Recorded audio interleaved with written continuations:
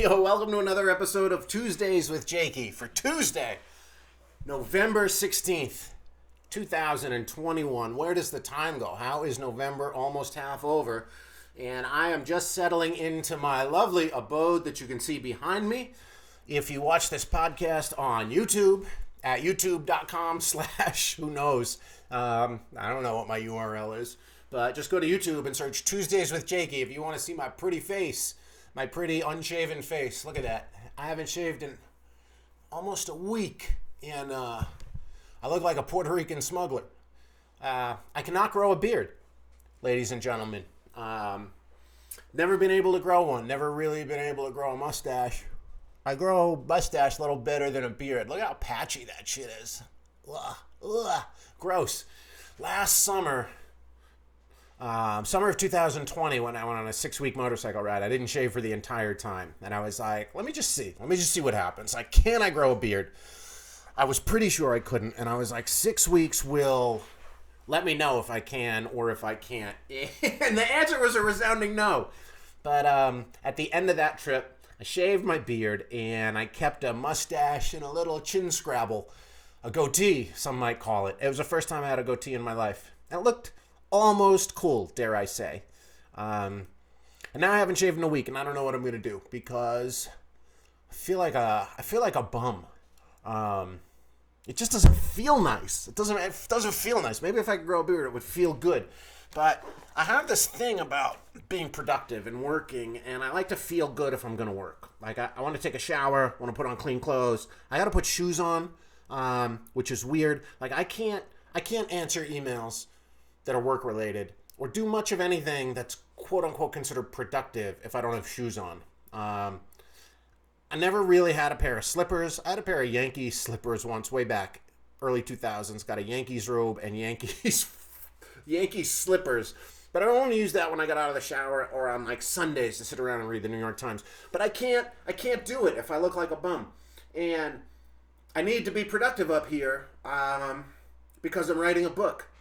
And it feels good to say because yesterday I did my first day of actual writing. I sat down and I forced myself to write for 2 hours. And I did write for 2 hours and I got a whole first chapter done. And I've talked about this book, The War of Art by Steven Pressfield, which I love to death. And I reread it all the time. I've probably bought 30 copies over the years for friends. And I reread it whenever I'm starting a new creative process or if I'm in a process and I feel like I'm in some sort of lull. Not even lull, more like drag. And I started reading it again last week in preparation for diving into this book writing. And right there at the beginning, not at the very beginning, but pretty close, one of the chapters, it's just a lot of short chapters. And the book deals with the idea of resistance, which is basically procrastination, but Steven Pressfield calls the power that causes procrastination, he calls that power resistance. And this chapter, which is really just a paragraph, titled What I Know. There's a secret that real writers know that wannabe writers don't. And the secret is this. It's not the writing part that's hard. What's hard is sitting down to write. What keeps us from sitting down is resistance. And I've been experiencing a lot of resistance all summer. Talked about this book writing process a lot, and I'm sure I'm going to talk about it a lot more over the next few months while I'm sequestered up here in Yellow Pine, Idaho. And last winter, when I settled down in McCall after the summer of riding around on my motorcycle, I told myself, well, it's pandemic time. I didn't know how long the pandemic was going to last then, and I was like, I'm going to come out of this pandemic with a book. And I tried to write in October, and then I got pneumonia, and I let myself off the hook because I was sick. And then I said I'm going to write in November, and then I spilled a drink on my laptop, and it frazzled and fried, and then I spent what little money I had at that time on a new laptop, and then I had to drive to Boise to get it, and then my car broke down, and I had to hitchhike during a pandemic to eventually figure out how to get my car fixed and all that shit. And then I just sort of around then it was like Thanksgiving and I fell into a holiday funk last year, and so I didn't actually really get started writing until January of last year. And then I spent better part of 3 months writing a long ass outline for this book, 66,000 words or so, where I just started at the beginning of my life and made a list of all the important parts and everything I'd want to cover in the book. And some of it was just bullet point, and some of it was really long form writing about certain situations. But I didn't give myself any pressure that I was trying to write the book. So anything I did that was longer form, I wasn't writing it as in like, all right, I'm writing this. I was just kind of getting shit out. And then in the middle of that, I drove cross country through a horrible blizzard, and eventually I got done with it. And then I started working on a farm in McCall, and then I kind of stopped writing, and then I ended up coming up to Yellow Pine and living in the woods all summer. And I just said, well, at a certain point, I said, well, in the fall I'll start writing again. And then in the fall came, and I traveled back to New York, and then I traveled to Las Vegas, and now I'm in a house. That's a house that I have completely to myself, which is awesome. Which I had a house to myself in McCall too, but I wasn't really living there since June because I was basically living in the woods in Yellow Pine, and I just used those as excuses to not write. But when I got back from Las Vegas, I came back up to Yellow Pine, and Candy and Willie, the people I'm renting this house from, they were still here in the house, and they left for the season on Sunday. So Sunday I started kind of nesting, started setting my shit up, sitting at my writing desk / art table with all my art supplies surrounding me. Obviously my kitchen in the background and a little bit of my living room. And yesterday was the first day I woke up and had the house completely to myself. And I was like, all right, I'm going to sit down and write. And I had to go to work for a little bit at the tavern. But then I came back and I let resistance fuck with me for about an hour. And then I just said, fuck it. And I sat down. I said, I'm going to write for 2 hours. And that's all I'm going to do is write. And after I had written the outline, one night I woke up at like 5 o'clock in the morning and had the first few lines for what I thought would be the opening chapter of the book. And I remember that morning I had it in my head, and then I kind of rolled over in bed and I was like, cool, I'm going to write this when I wake up. And then I tossed and turned for a few minutes, and I was like, you're not going to write it when you wake up, you're going to forget. Get up and write it right now. And I got up and I wrote the first paragraph, and then later that day I wrote about half of what I thought would be the first chapter of the book. And then yesterday I sat down and I edited some of that first chapter, and then I just kept writing, and I came up with what I think will be a great first chapter, though I've gone back and forth and had second thoughts about it. Since then, I might have to shorten it a lot. The book is going to be the story of my life, and it's going to be tough to condense a whole life, especially one that in which I've chosen to do a lot of living, also chosen to do a lot of dying, and not chosen to do a lot of dying and came close to it anyway. But it's gonna be hard to condense all that, and I decided I'd come up with the opening line of the book in the summer of 2020, riding around on my motorcycle. And it's a nod to Goodfellas, and the line is, ever since I can remember, I wanted to be a New Yorker. And I thought that was a great opening line. Every book needs a great opening line, you know? I think my favorite opening line of all time is Fear and Loathing in Las Vegas, when Hunter S. Thompson writes, we were somewhere outside of Barstow on the edge of the desert when the drugs began to take hold. Like, that's a line that makes you want to read the rest of the book, right? And so I thought as long as I can remember, I wanted to be a New Yorker. It was a good opening line.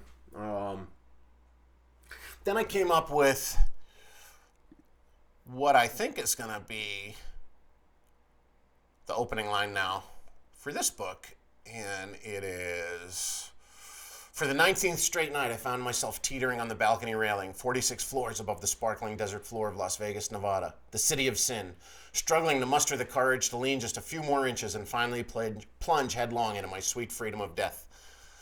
I think that's a line that make people want to read some more, and then I hope the first chapter will. And then the idea of the first chapter is to establish that I'm trying to kill myself, and then it'll end with the police breaking down my door and dragging me out of the hotel, and then I'll go back to the beginning and then kind of finish with the whole suicidal shit at the end of the book, with maybe a little prologue saying, this is what I've been doing since I got out of treatment. But I don't know. Things are going to take shape differently as I write. But I think the most important thing is that I wrote yesterday and I'm going to write today. And just as important, I'm doing this podcast today. And I did not want to. I woke up not wanting to do it. I usually do these on Monday so that I can upload them late Monday night and people can have them on Tuesday because it's called Tuesday with Jakey. And I don't want people to wait all day being like, where's the fucking podcast? Because sometimes when I don't record till Tuesday, I get texts like, wait, no podcast today? And it's like, it's still Tuesday, motherfucker. Leave me alone. But today I really didn't want to, and I thought about not doing it today, and I was talking to Ripper and Rob last night on the phone, and I was telling them, I don't even know if this podcast is doing anything anymore. It feels more like a weekly therapy session, whereas when I started it, I was doing more like theme episodes and stories about different situations I'd been through, and like I did one about the gathering of the Juggalos, and one about falling off a roof, and one about how the music business works, and now I just feel like I'm talking about whatever I'm talking about, and then it just makes me wonder, are people listening? But I do get messages saying people are listening, but sometimes I just wonder, because you hear me, right, and you see me, but if I don't hear from you, I don't know that you're listening. So sometimes I just feel like I'm speaking out into the void and the ether, and yeah, I know sometimes it's a therapy session, but people tell me that's kind of helpful to them, and that gives them a sense that they're not alone. And right as I was like getting out of bed today, which admittedly I didn't do till about 10 a.m. because I slept last night from midnight till 8 a.m., which is, I never get 8 straight hours of sleep. It felt fucking great. And then I fucked around on my computer, read Twitter for a while, and then watched this week's episode of Dexter, which Rip Roar and Rob also told me when he was watching that he was like, just thinking about you, I imagine that's what Yellow Pine's like. Iron Lake is the town that Dexter lives in now. And I was like, Yellow Pine makes Iron Lake look like Manhattan. That's not even an understatement. I mean, Iron Lake has paved roads. But as I was starting to get out of bed right around 10, I was like, I don't want to fucking do a podcast today. Maybe I'll just upload an old episode.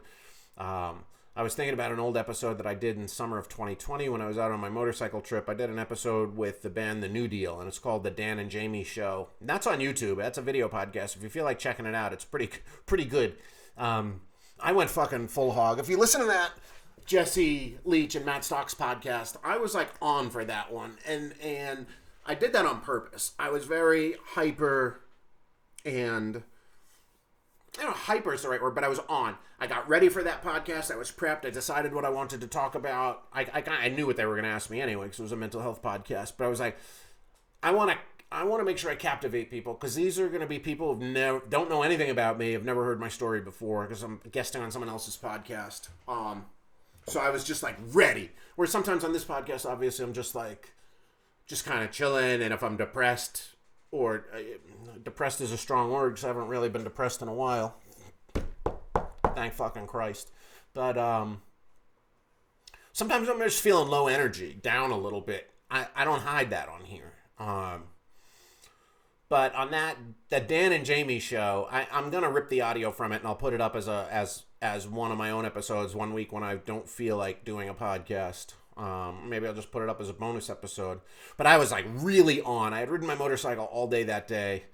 I was headed to Butte, Montana to see Evil Knievel's grave, and I had woken up the day before and ridden from like McCall to God knows where, I forget, some fucking place, and camped for the night.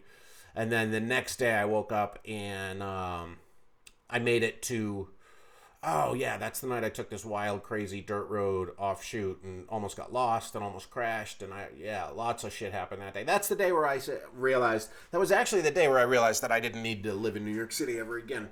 I told that story on this podcast before, but I was on this crazy dirt road over a mountain and I wasn't sure if I was ever going to come out. And when I finally found a paved road again, it just dawned on me that like, I'm my own power source, and I don't need the energy of New York City to keep my brain active and keep coming up with wild and wacky ideas and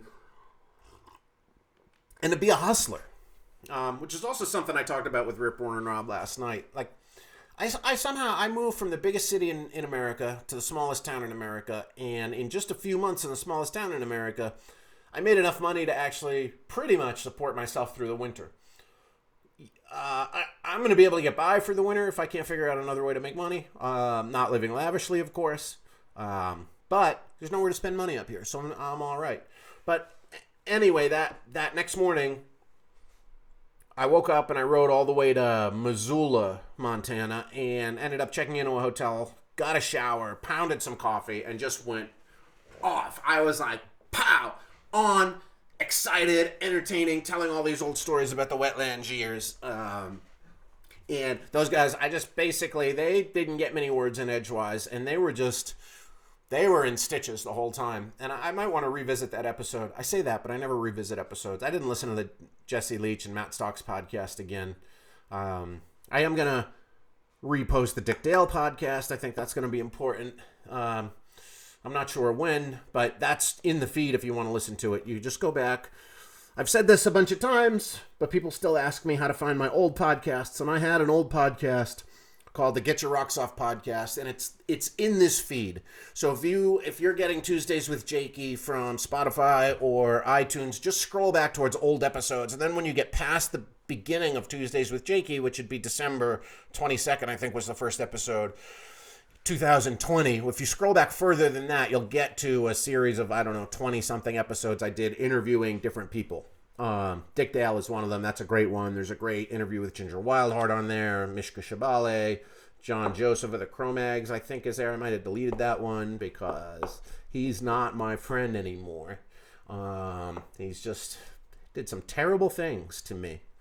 So I might have deleted that episode. I don't even know why I just brought it up. But anyway, I don't want to talk shit. What I'm getting at is this week, I just didn't want to do a podcast. I just didn't feel like it this morning. And then I checked my messages when I got out of bed, and I got a message that said, Jake, love the podcast, from a 732 phone number that I didn't recognize. I think that's New Jersey. And I wrote back, hi, who's this? And the reply said, just a fan of the podcast. You gave out your number asking for feedback. Great pod. I said, oh, thanks. Glad you're digging it. Good timing, because I'm sitting here today sort of feeling like not doing a new one, so I appreciate the boost. And they wrote back, keep them coming. Great stories, super interesting and entertaining content. And it reminded me, like, maybe I don't need theme episodes every week, and maybe I don't need to, like, I don't know, come up with, this week I'm going to tell the story about exactly what happened to me. Like, this shit's just off the top of my head most weeks. I do make notes in my phone about things I want to talk about throughout the week. Sometimes I refer back to them, sometimes I don't. Obviously, last week was all about being in Las Vegas, and this week is kind of about moving up here, and now I'm settled in. And I was anxious about getting up here and moving to this tiny fucking town. Just a reminder, if there's any new listeners, I live in a town called Yellow Pine, Idaho, which is 2.5 hours away from the next town and a grocery store. There's literally nothing here. There's 2 bars and a general store that, for many reasons, I won't buy anything from. One of the reasons is that there's nothing really to buy there besides like potato chips and beer and candy bars. But also, I don't dig the guy who owns it. And I don't dig his right-wing attitude at his Black Rifle Coffee Company display. I'm so petty. But it's not petty. Yeah, it is. Who cares? Whatever. Sometimes, you vote with your wallet, right? But yeah, we're 2.5 hours away from a grocery store in the next town, and that's on dry roads. I was told by Doug, Loren's boyfriend. Loren's the owner of the tavern. Doug was like, you're going to need chains on your tires, boy. And I was like, what? Chains? What are you talking about? And apparently the roads get pretty rough here in the winter. You're supposed to put chains on your tires so you can get around the ice. But also, like, I don't need to go anywhere. Like, I got 4-wheel drive. I got snow tires. But I think the most important thing is a lot of people around here, if they need to go somewhere, they got to go, right? They got a doctor's appointment they got to get out of town for. And to get out of town, you got to take a 15-mile dirt road to a 33-mile single-lane paved road that's super windy and hilly. And then you got to take a 2-lane, 25-mile 2-lane road over a 7,000-foot pass that's always covered in snow. So apparently you should have chains on your tires. We'll see. Will I get chains on my tires? Maybe. But Doug said he'll come and we'll get on the computer and see what chains are right for your make and model there, and we'll order them. I'll show you how to put them on. Yeah, why not? You know what I mean? Why not? I googled around. They seem to be about $70. Why not get some tire chains? Make me feel like a badass motherfucker. And so coming up to this town last week, like, I had moved all my stuff up here a couple of weeks ago, and then went down to Las Vegas for a week, and then came back, and like Sunday and yesterday, I really got a chance to start to nest because Candy and Willie left. And as you can see in this video, you can't see the exterior. It's a log cabin and decorate a very country home. Not exactly my sense of style, but I love it. Would I decorate my house this way? Probably not. What would I do? I'd probably paint the walls pink, and I'd paint the ceiling black, and I'd have glow-in-the-dark stars everywhere, because I basically want to live in a nightclub. When I have the chance to design my own places and decorate my own places, that's literally what I've done. And lighting is important to me, so I'm working on that. I got tons of Christmas lights. But there's so much natural light in here, there's not much you can do about it in the daytime. I only have one light on. It's a little overhead light to try to illuminate my face here. But I'm here. And I'm going to basically be here until April, till the snow melts. And I'll go out. That's what they call it when you leave town. You're going out or coming in. Oh, when did you come in? Oh, 3 days ago. Oh, are you going out anytime soon? Anyone going out? Someone want to pick me something up at the grocery store? I don't have Amazon Prime, which would be the way to get things here. But I did ask my boy Immy to order me some canvas tarps for my painting setup, because Willie and Candy's house is so nice that I'm kind of deathly afraid of getting a piece of paint on anything. So I want to make sure I tarp everything off. I have some plastic tarps for the walls, but a big canvas tarp for the floor. I paint with acrylics anyway, and that shit cleans up pretty good, but still, I won't have to clean it up. And I'm a bit messy when I paint. But yeah, I asked Imran to order some stuff for me on Amazon Prime, and my boy Johnny Pacalolo, who does the theme song for this, is ordering me a guitar from Guitar Center and sending that in so I can have something to fuck around on and play with. Maybe I'll write some songs and play them on this podcast over the course of the winter. Show everybody truly what a horrible guitar player I am. If you don't know already, I can barely play the guitar, and that's literally... I am not overstating that. I can literally I can barely play the guitar, but I've somehow managed to be in 2 pretty successful bands, which I'll write more about in the book. If you don't know how that all happened, then you'll find out another time. I can say this, I'm a hell of a performer. But yeah, so I'm just settled in here, and I think with a little time, the reality of it's going to set in, especially when the snow really starts falling. There's tons of snow on the Big Creek Summit on the way in when I came in here on Thursday. But barely any snow here right now. But it's going to get down into the single digits next week. And it can't be too long before the snow comes. Though oddly, as high up as we are, like McCall last year, we didn't really start getting snow until right about now. And they don't even open the ski mountain there until about December. But once the snow comes, it comes fast, furious, and I would say heavy. It doesn't really come heavy, it comes thick, but it's not heavy snow that we get here. It's mostly powder.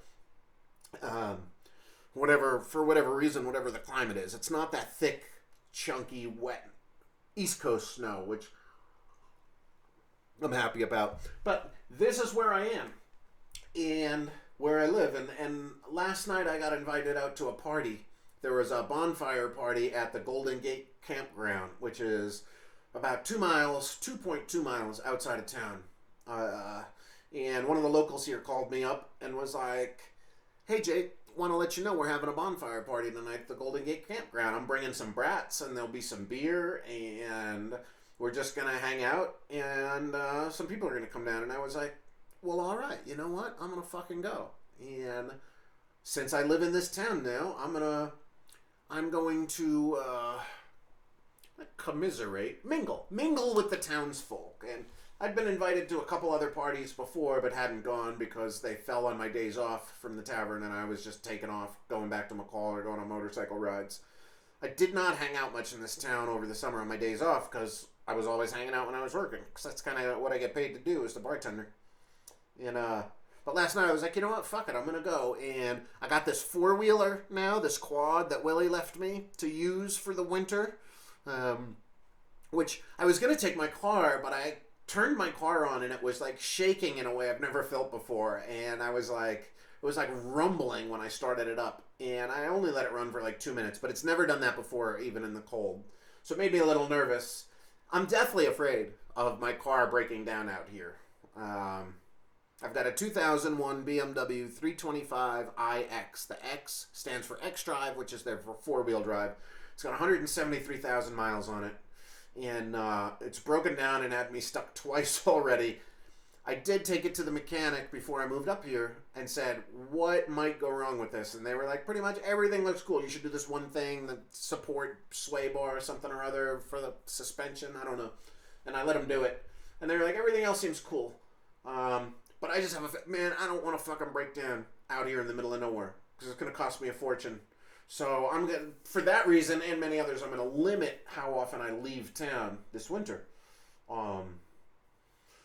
The many others are, A, I need to write this book, and B, I've been just on the go.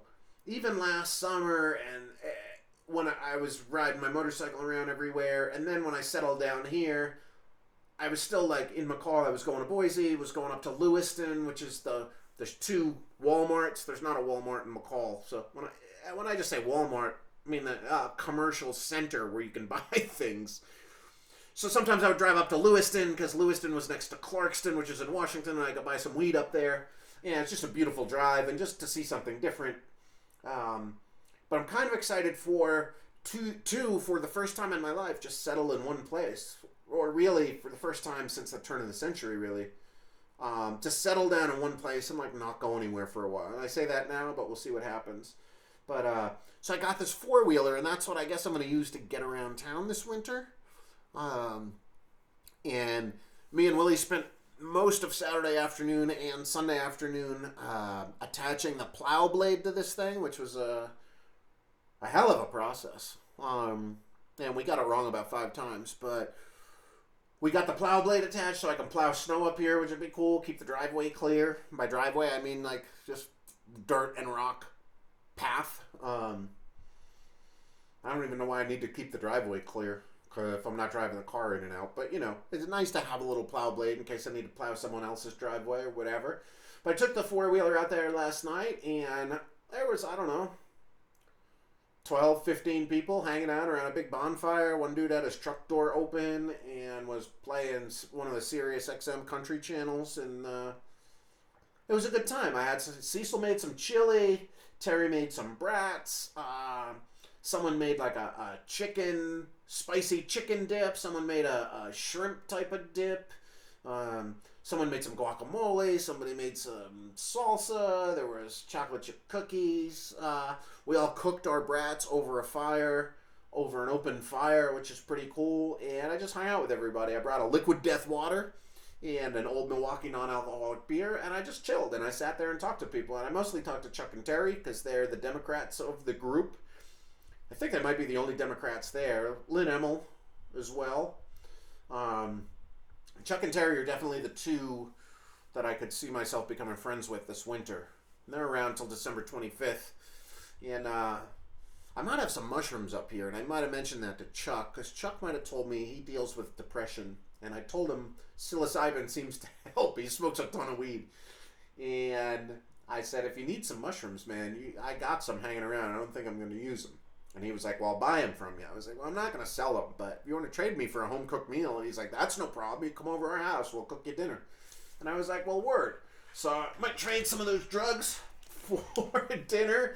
Yeah, and I came home from last night. Like, I was there about an hour and a half, and I was like, just chatting with everybody and having a good time. And like, you know, I think I mentioned this before, but I heard something about it the other day too that I wrote down about the podcast. And like, a lot of people ask like, you know, how does it feel to be around all these Trumpers? And something I heard the other day on a Chris Ryan podcast, his guest said, I've never hated anyone as much as I hate the Trump voter in my mind. But when you meet these people in real life, you realize they too are just people, and almost none of them are what you imagined. And that's mostly true living in Idaho, what I've realized. Like, there's the caricature of these people as gun-toting hillbillies, and there's a few of them that live here or have come through, but for the most part, like, man, the thing I'm learning about backcountry living, and even McCall and being in Boise, is that, like, for the most part, people are people. And up until not long ago, there wasn't a whole lot of division on political lines. You could be friends with someone who might have voted for Ronald Reagan or George Bush or whatever, and they wouldn't hate you if you voted for, what's his name, Bill Clinton or Barack Obama. I think it really started with Obama, obviously, because I think that brought a lot of the somewhat latent racism to the forefront of people being like, can't believe we got a black president. But you know, when I was growing up, there was really like one grocery store in my town, or two really, but they were the same thing. There was like Market Basket and Alexander's, and they're basically the same grocery store in that like they carried the same shit and everything was basically the same price, and there wasn't really, so everyone interacted. There was only a couple of bars, couple of restaurants. There was no such thing as like anything fancy. You had to go to the big city for that. You know, and in Lowell, Massachusetts, and Chelmsford, Massachusetts, there wasn't much class divide, so everybody had to mingle, and I think it was a lot of America back then. And now it's like, if you're broke, you go to the dollar store, right? And if you have a little more money than that, you're going to go to a Walmart. If you have a little more money than that, you're going to go to a Target. If you got a little more than that, you're going to go to would it be like a Wegmans or an Albertsons? And if you have more money than that, you're going to go to Whole Foods. Or if you just don't want to be around people and want to just sequester yourself at home, you're going to order everything off of Amazon or any other delivery service. And now that causes people to interact a lot less with people from different social classes.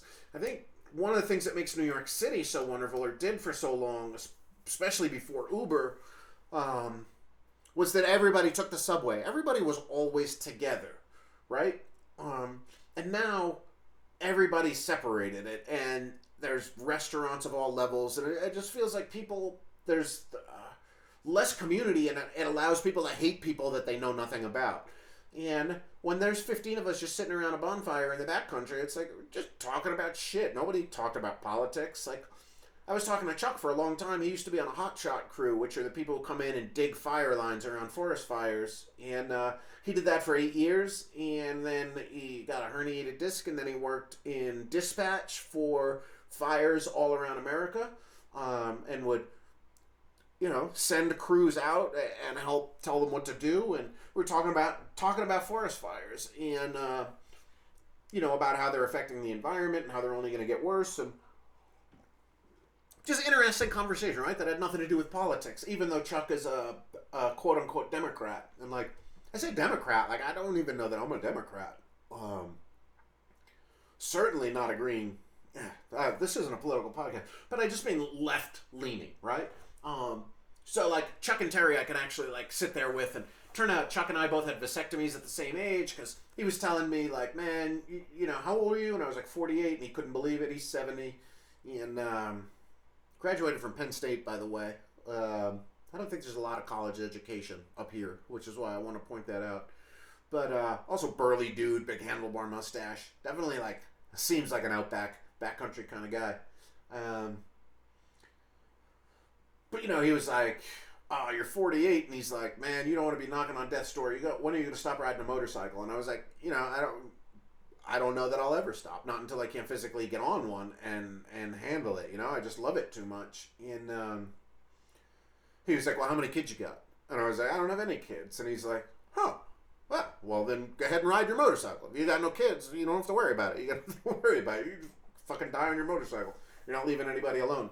And he wasn't even saying that in a fatalistic way. Just like, I think he was, you know, a little more concerned. If you got kids, you got to be a parent and around. I was like, how many kids you got? And he's like, I don't have any. And I was like, get out of here, really? And he's like, a long time ago, I realized there's too many people in this world.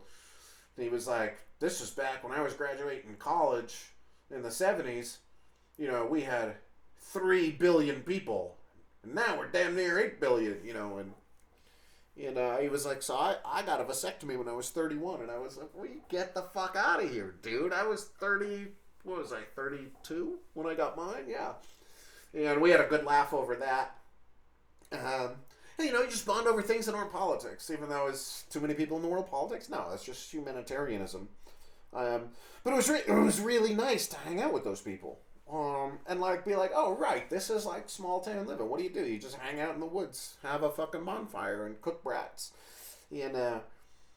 But there's only a certain amount of time I can do that. And it's not hang out with them, it's hang out with people. I'm just learning that as much as I love socializing and being around my friends, and I loved being in Vegas and everything that entailed, and going to a concert, I also, when the concert was over, I fucking jetted home and went into my bedroom and I was just chilling. And I really like to be alone, love going on hikes alone. So at this party last night, after an hour and a half, right as I was looking for an excuse to get out of there, it started to rain, and I was like, hey everybody, I gotta go, I'm on the quad, I don't want to get soaked and catch cold up here. And everyone was like, all right, hey, cool, yeah, we're so glad you came out. And they made me take so much food. I got a huge Tupperware container full of Cecil's chili. I got 6 brats, 4 hot dog buns, and a half a dozen chocolate chip cookies. And I was like, this is so cool. I don't have to cook for another day or two. A few days. I mean, yeah, how much chili and brat? I could probably eat the chili and brats I have for the next 4 days, but I don't want to eat just that for 4 days. But it felt real nice. And then next Thursday is Thanksgiving. Holy fuck. Time is flying at us. But, next Thursday's Thanksgiving, and there's a potluck there, and I think I'm going to make bolognese, a big pot of bolognese, and maybe some pasta, and bring that down to the potluck, and I'm going to go in there and have a nice Thanksgiving dinner with my new town. This is where I live. It's wild. Last year, I was a little depressed on Thanksgiving. My friends that I were living with, Greg and Shanti, I didn't have Thanksgiving with them. I had dinner with them the night before. I had made some stuffing and something else, and I made stuffing and Kung Pao Brussels sprouts, and they made a few things, and we had a little mini potluck. But they fast on Thanksgiving every year, which I think is an interesting move. So I ended up eating my leftovers, stuffing and shit, and smoking weed and watching football on Thanksgiving all by myself, and it wasn't exciting, and I kind of fell into a funk because I was didn't know what was going on with me then. I was here I am just kind of stranded out here in Idaho. Now I'm choosing to be here, so I think it's going to be less of a struggle this year, I hope, but I'm happy that I'm going to be around people from my town, and there's people who have welcomed me into their community. My friend Patty D, who's worked for Rocks Off and been a friend of mine for a long time, been a friend of mine for a lot longer than he's worked for us. He's out on a Melissa Etheridge cruise right now, or probably just got back. But over the weekend, he was on a Melissa Etheridge cruise working production, and he told me that he met someone from McCall, Idaho, who was a FedEx driver, and her and her wife were on the cruise, and Pat was like, I know someone from McCall. He lives in Yellow Pine now, and he explained my story, and he said that she'd been to Yellow Pine a bunch of times, and told Patty that, well, that's impressive that, just after a couple of months, someone opened their house to him and is letting them live in their home for the winter, because usually they're not tolerant of outsiders, and it takes a long time for people to earn their trust, and I've definitely seen that to be true. This is it's a very welcoming community to people who come up here as tourists, as we call them. They come up and look at the abandoned gold mines and camp and hunt and fish and just kind of tool around. But it's not open to people who want to move here. And to that point, there's no real estate available up here. Real estate doesn't really hit the open market. If someone has a cabin or a house to sell, they just ask around. Or if you want to try to buy a place up here, you got to come up here and stay for a while. There's a guy named Ty who bought a plot of land last year, and he said he was coming up here and camping and just meeting the locals for a couple of years before anyone agreed to sell him any land. 'Cause they don't want fuckwits up here. They don't want anyone buying a place that they're going to Airbnb out. They want this to be a community of people who own property in Yellow Pine and live in Yellow Pine, or just come up here in the summer They don't want people using this place as investment properties, and they don't want anyone who's just not cool, or whatever their definition of cool is. Not cool like Fonzie, right? Not cool like hip, but cool just like chill, man. Just be a chill motherfucker for the most part. So that made me feel really good, and it made me feel good that they invited me to this party last night, and that they're inviting me to the community hall, because there is a little division in the town in that some of the hardcore Trumpers won't come to the tavern because they know Lorin is left-winger, which I find funny. And yet they like me, and they obviously... I refuse to talk about politics with people up here, but, like, you know, if you can't fucking figure out that I'm a left-winger, long-haired rock and roller from Manhattan, you know, a very small chance that I'm not going to be a left-winger.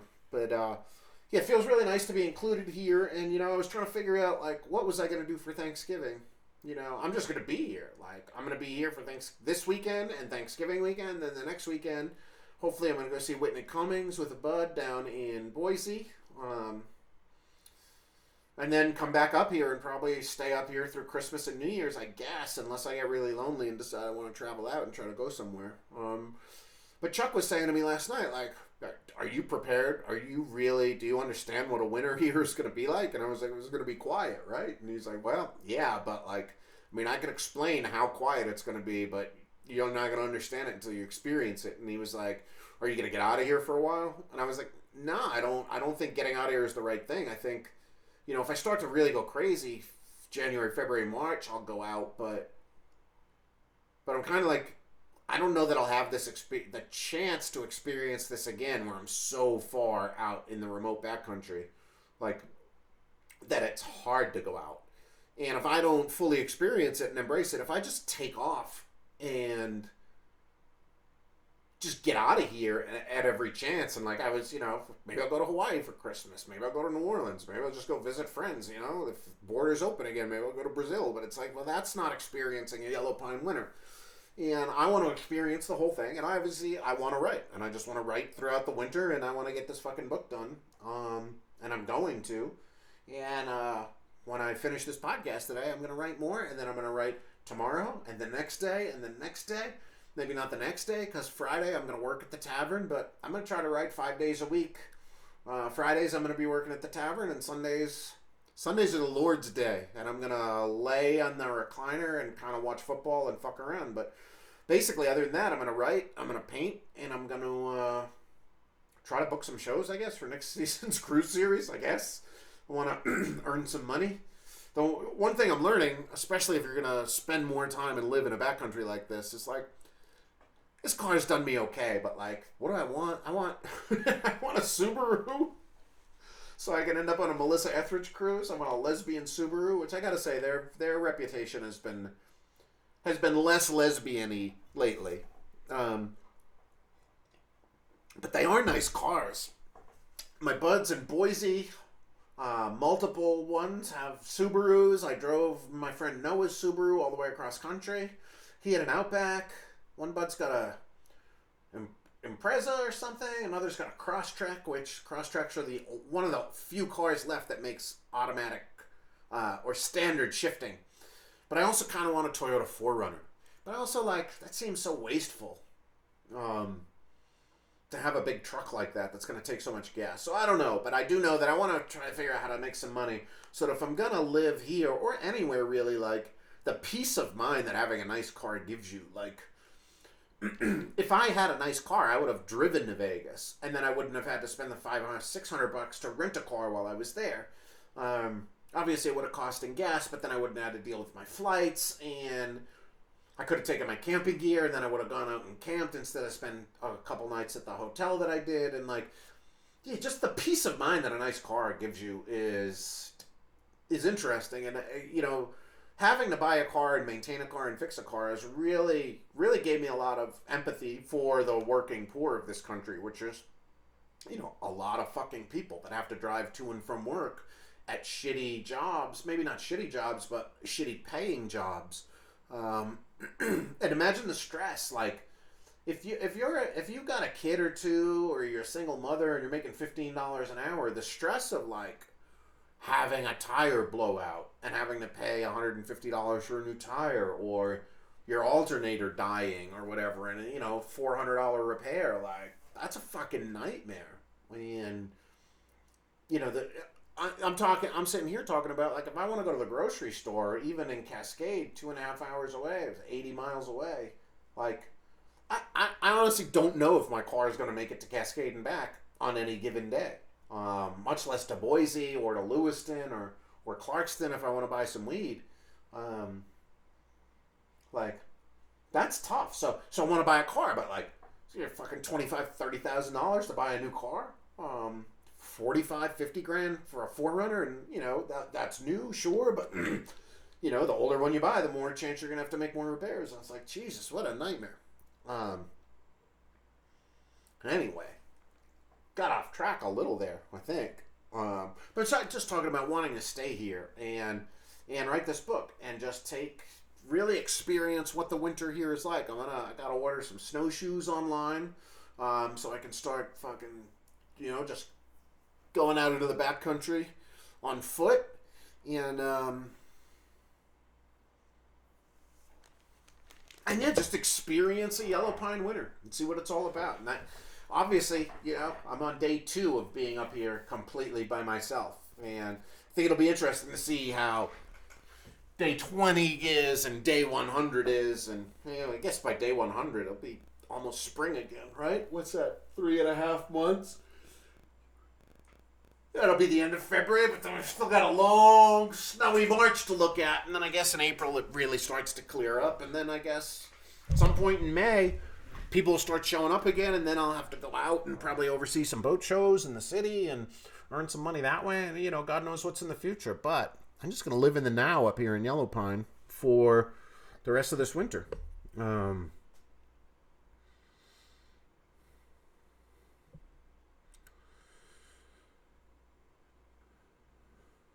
And, shit. How far have I gone? How long are we going here? I try to go an hour. Only 46 minutes. Is it okay if I do a short one this week? I think so. Right? Why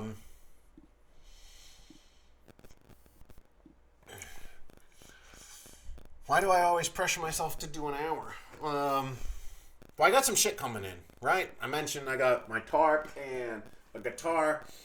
Now here's where I ask for something. Now here's where I ask for something from you. It's going to be lonely up here, and I've talked about it before, that I love mail. And I'm really going to need you guys, if listening to me talk for an hour every week feels good to you, you want to do something that feels good to me, send me some mail. You can send it to P.O. Box 113, Yellow Pine, Idaho, 83677. If you want to send something via UPS, you could send that to Yellow Pine Tavern. Attention, Jake Areno, Jakey, Jake Sufnerowski. You put my last name. Everyone knows it now, or everyone who wants to know it knows it by this point, because the lady at the post office knows it. And so if anyone wants to know, they'll ask her. But yeah, if you want to send me something via UPS, that's Yellow Pine Tavern, 330 Yellow Pine Avenue, Yellow Pine, Idaho, 83677. If you forget my P.O. Box and you don't want to go back and listen to this, just send Jake Sufnerowski, General Delivery, Yellow Pine, Idaho, 83677. There's only 24 of us up here. The lady at the post office will put it in the right P.O. Box for me. And all mail, of course, will be returned. Not returned. It's not going to get sent back to you. I'm going to get it. But I will write back to you if you write to me. I can't write to you if you don't give me your address, though. And I can't really overstate how important it's going to be to make me feel connected to the outside world to get mail. Texts are great, sure, but like when you get a piece of mail, and a lot of my friends know it, and a lot of people listening to this podcast have been recipients of postcards from me.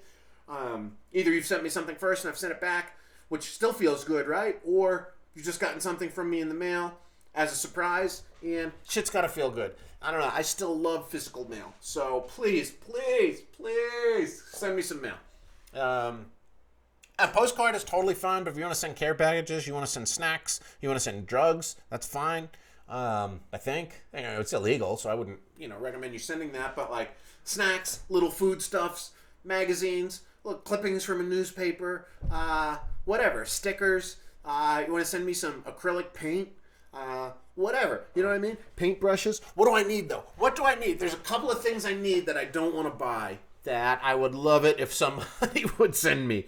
One is an Apple TV or a Roku, because there's two TVs here, and one of them is, both of them are not smart. And a friend sent me a Roku, and I got that hooked up to one of the TVs. And then there's a TV in my bedroom that I can't watch anything on. Like, I'm not going to watch Dish Network, right? Like, with commercials and shit. So if anyone has a spare old Roku or Apple TV kicking around and doesn't want it, feel free to send it to me. And the other thing, oddly enough, because these people don't live up here in the winter, Candy and Willie, it's not a winter home for them. It hasn't been in quite some time. They go down to Yuma, Arizona. There's no warm blankets. There's blankets, but none of them are warm. So I literally have 5 blankets on my bed, and I would really love one nice warm comforter. So if anyone has one kicking around, something that's nice, like I have crappy blankets here, so I don't need a crappy blanket. I don't need blankets, but I know that like I have a really nice goose down comforter in my storage space in New York. And I have 2 of them actually, because I had one and it started leaking goose down, so I got another one and I kept the first one just stashed in my closet for when guests would visit. I'd drape it over them on the couch. And I know somebody out there's got to have like a nice old comforter that they replaced with a new one, and it's just collecting dust in their closet. So if you feel like jamming that into a box and sending to me, that's one thing I would really like. But like those things are expensive. A nice comforter is expensive, and I'm not going to buy one for myself, and I don't want anyone else to buy a new one for me because they're too fucking expensive. But if you have one kicking around and you're willing to get rid of it, even if just for the winter, I'll mail it back to you in the spring if you want. I'd really like a nice warm blanket. They do have an electric blanket here, and I turn that on, but the whole feeling of that is weird. Like fake heat. I want something that traps in my own natural body heat, or the heat from the fire stove I have here, which admittedly it's propane, but it's real fire that comes out of the stove. Like nobody needs an electric blanket. That's just weird. That's like so 1970s, right? Darwin likes his electric blanket. He ordered one on Amazon. Darwin's the super old dude who comes and does karaoke, buys Diet Pepsis, only pays $1 for them. Diet Pepsis cost $2 at the tavern, but Lorin sells them to Darwin for $1. I don't even know why. I mean, how poor could he be? He gets a pension from something or other. But anyway, Darwin ordered an electric blanket, and I heard him yapping about it one day at the post office. But yeah, those are 2 things that I really want to have up here. That I don't have. And other than that, there's nothing I really want. A few friends have been like, what can we send you? And I'm like, nothing really. Unless someone has a Sonos Play 5 kicking around. I have one of those. I'd love to turn it into a stereo pair. That I certainly won't buy for myself because it's $500. But I do have a bunch of Sonos speakers up here.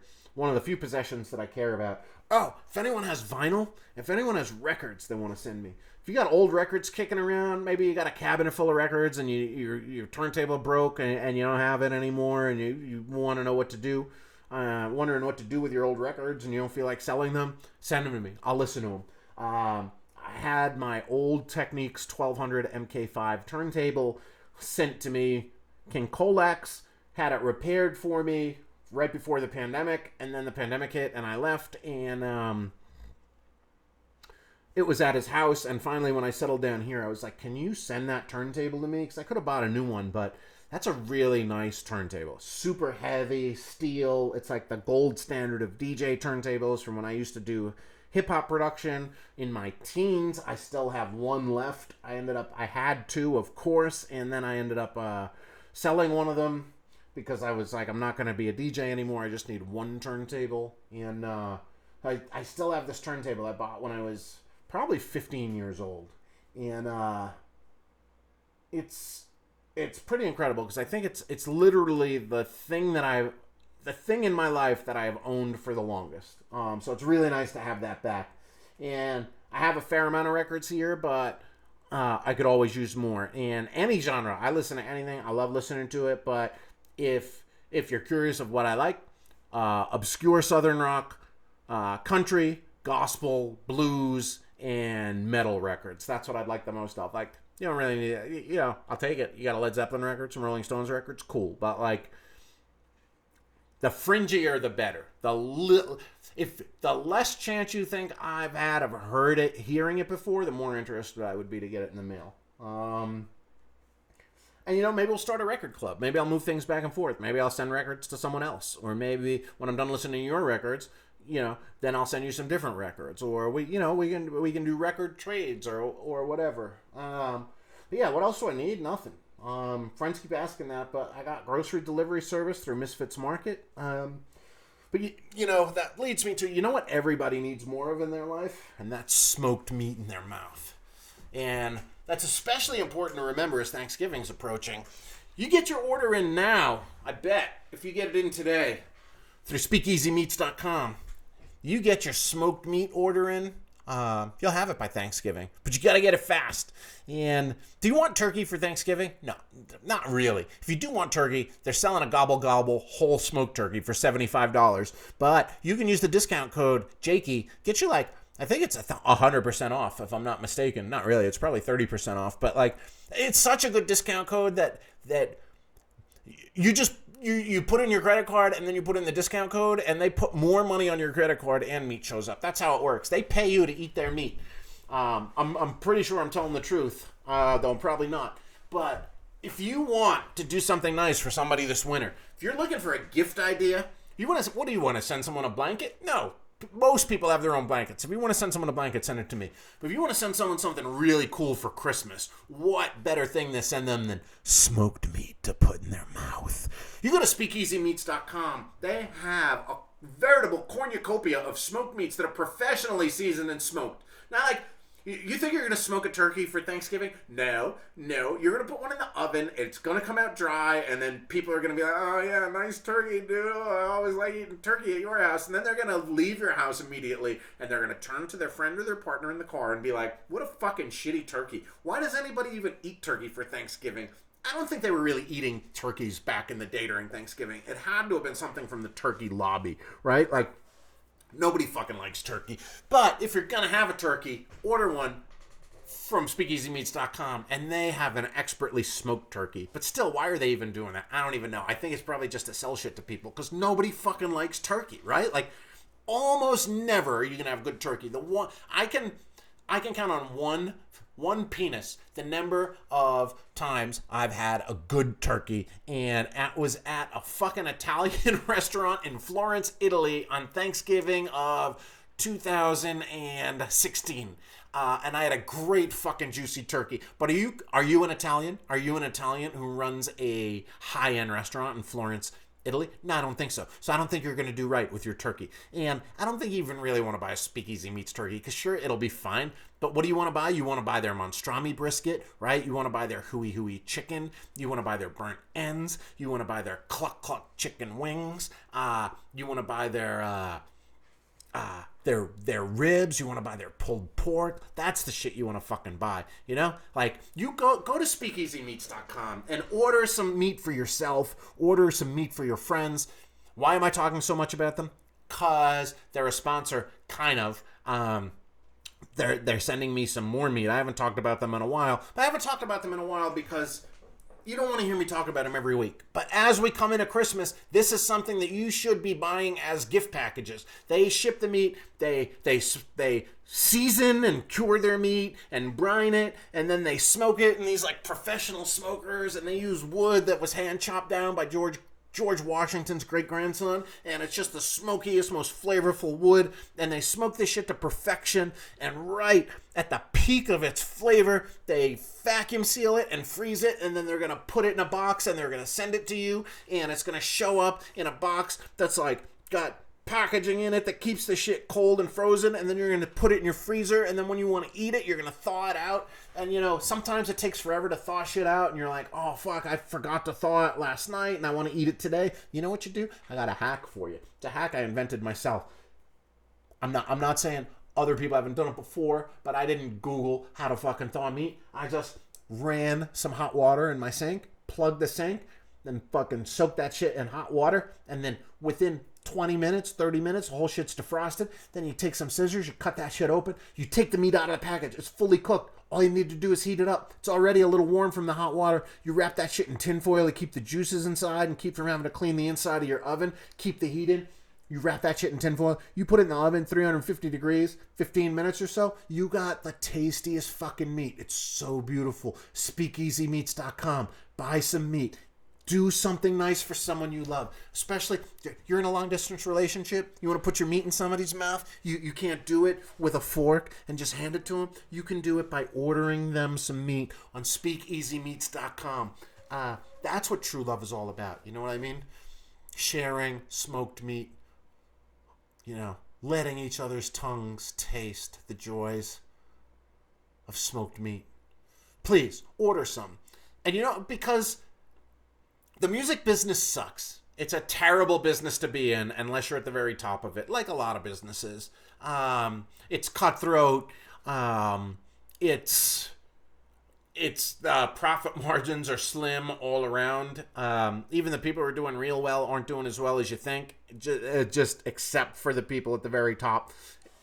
And Adam Bauer, the proprietor of Speakeasy Meats and the goddamn fucking pitmaster himself, Adam Bauer was a booking agent, which is a thankless, shitty job. The only upside of being a booking agent is that, like, you can't lose money doing it like you can as a promoter. But you can not make a lot of money doing it. And during the pandemic, booking agents weren't making any money because there were no concerts. So Adam Bauer pivoted, and he started Speakeasy Meats.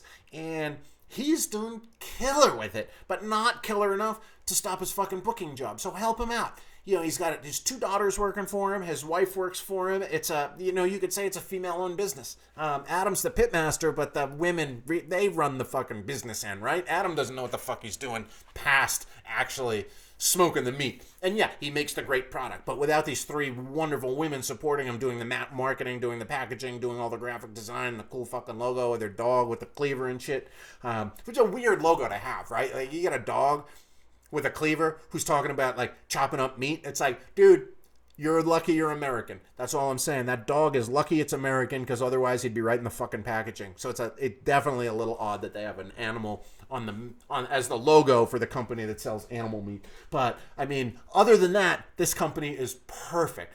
Perfection. The only thing more perfect than the way this company is run is the flavor of the meat that you'll get to taste. And think of the joy you have when you have an amazing meal. And, like, sure, like, one of the number 1 love languages is making someone a meal and watching them enjoy it, right?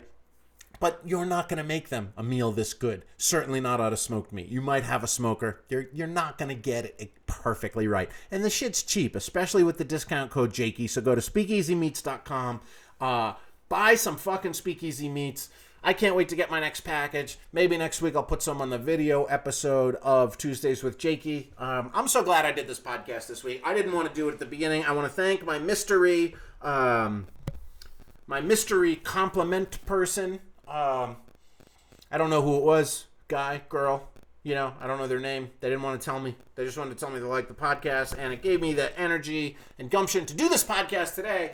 And I'm going to go procrastinate for a little while and let resistance get to me for a bit. Probably going to shower. I'm going to shave this stupid-looking scruff off my face, I think, in the shower. And then I'm going to sit down and write. And I'm going to keep writing. And maybe one of these days I'll share some more of that writing with you. But not anytime too soon. But I'm going to share the last paragraph of the opening chapter. I'm just going to share this one few sentence passage. Then I'm going to go. But before I do that, I'm going to remind you one more time. Please send me some mail. P.O. Box 113, Yellow Pine, Idaho, 83677. If it's going to come via UPS, it's Yellow Pine Tavern, attention Jake, 330 Yellow Pine Avenue, Yellow Pine, Idaho, 83677. If you're going to send it via FedEx ground, it's probably not going to get to us, but they tend to lose things. But you could try that at you send that actually care of Arnold Aviation in Cascade, because they're the people who would drive it in on their truck. You have to Google that. But, like, if you want FedEx ground, who uses that? You know what I mean? Unless you're ordering me some Nike sneakers online. size 13 or 14, by the way. 14 if they're running shoes, 13 if it's anything else. Love Nike sneakers, kind of all of them. Anyway, just send me a postcard, send me a letter, send me naked pictures. Yeah, that works, especially if you're a dude. Not really. Maybe. I don't know. Depends what you look like. But yeah, send whatever the fuck you want. The weirder, the better. I'll tell you that. Like, I got a taxidermied. I got the back half of a, what is that thing called? What is it? Ricky Tikki Tavi? Mongoose? Is it a mongoose? Yeah. The back half of a mongoose, I guess. With its like legs spread and its asshole showing. Is really weird. But somebody sent me that taxidermied, and that is now hanging in the Yellow Pine Tavern. Because I was like, I'm not gonna hang that in my house. But I like weird shit. The weirder the better. So send it on over. That paragraph. The next thing I knew, there was pounding on the door again. First it startled me, and then it scared the ever-living shit out of me. I didn't have any fight left, and I knew there was no way in hell I'd be able to talk my way out of it again. So I pulled the covers up over my head and prayed for it all to just go away. But the pounding got louder and louder, until finally the door broke down and a half dozen of Las Vegas's finest swarmed my room and surrounded my bed. The jig was up. There was no getting out of it this time. But just when it struck me that I was cornered and about to be caged, I was flooded with a feeling of calm. For I knew in that instant, that I'd finally be able to get a chance to write my book. The book which you're now holding in your hands. Inshallah.